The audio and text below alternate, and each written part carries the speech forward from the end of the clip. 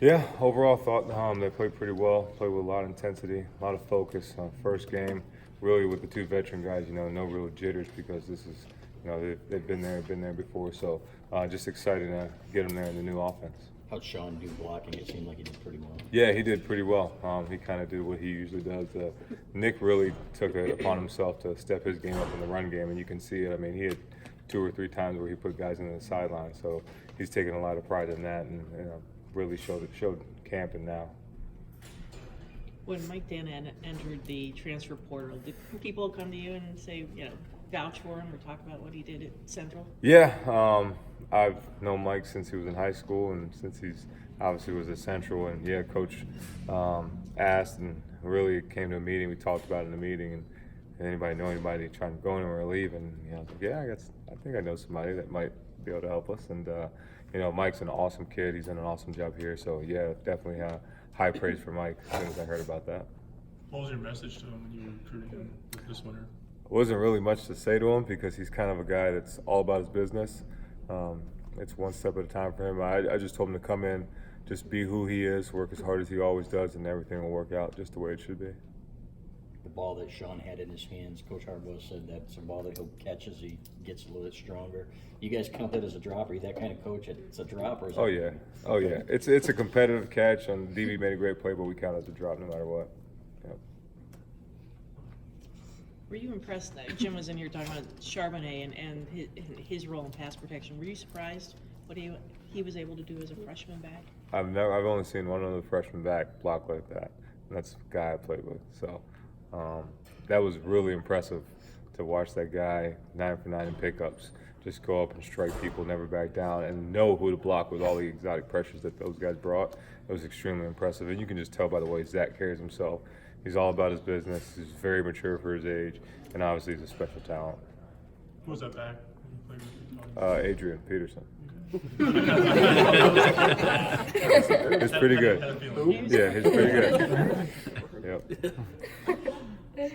How good a test was that with all the pressures they brought for your guys for a first game? It was great. It was much needed because usually in the first game you really don't know what they're going to do, and to see especially the freshmen, and then Ryan Hayes go in there and do the same thing and play exceptionally well. To watch those guys do that, especially going up against our defense all the time. I mean, we see all the pressures, but to see it in live bullets in the game was really cool to see those guys pick up those pressures like that. How many snaps did Eric get? Eric Hall? I think he got 10, Okay. 10 or so. How'd he do in those 10? He did okay.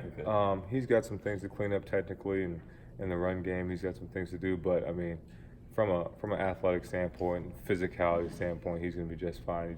It's going to take the game experience and doing that, and playing the special teams, and then getting in on offense and having a certain role to get him where he needs to be.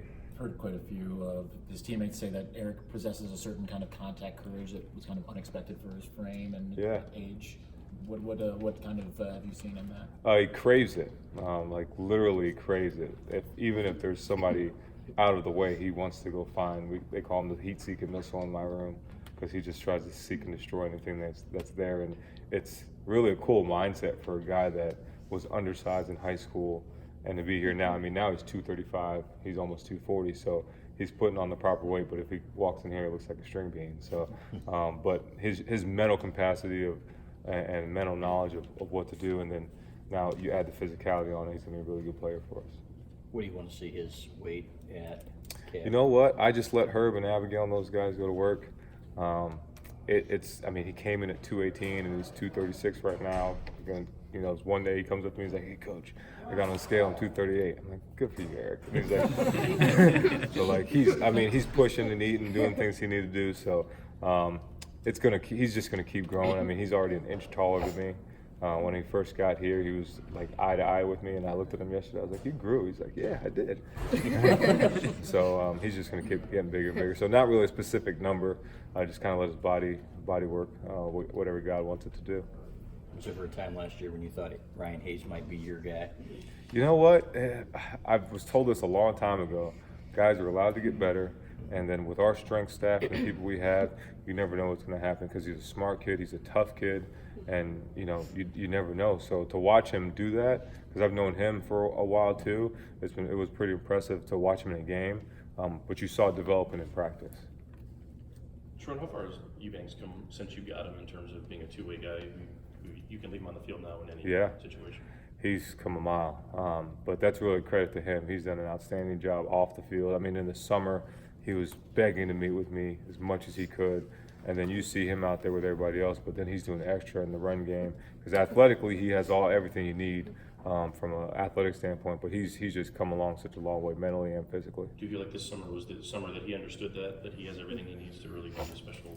Yeah, I think it really clicked at the end of the summer, and then in training camp it really started to show off because he just started to make play after play after play.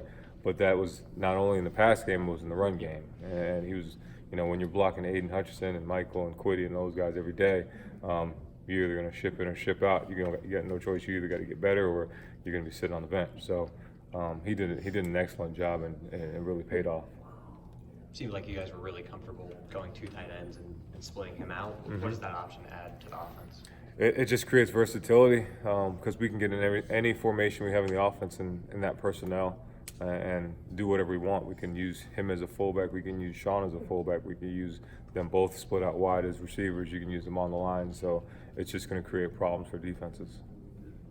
From your perspective, what made Mike successful at Central and then also taking it over here? Probably, one, he's an extremely talented kid. God-given talents, but really his drive, his motivation, and then, how his upbringing with his mom and dad, how they brought him up, and he's just he's a great kid, and he's really focused and very mature. I mean, he's been that way since he was a freshman, so he's just kind of got that mindset that I'm going to be successful and I'm going to do whatever it takes. Is everything else for Sherrone? Cool. Awesome. Thank you.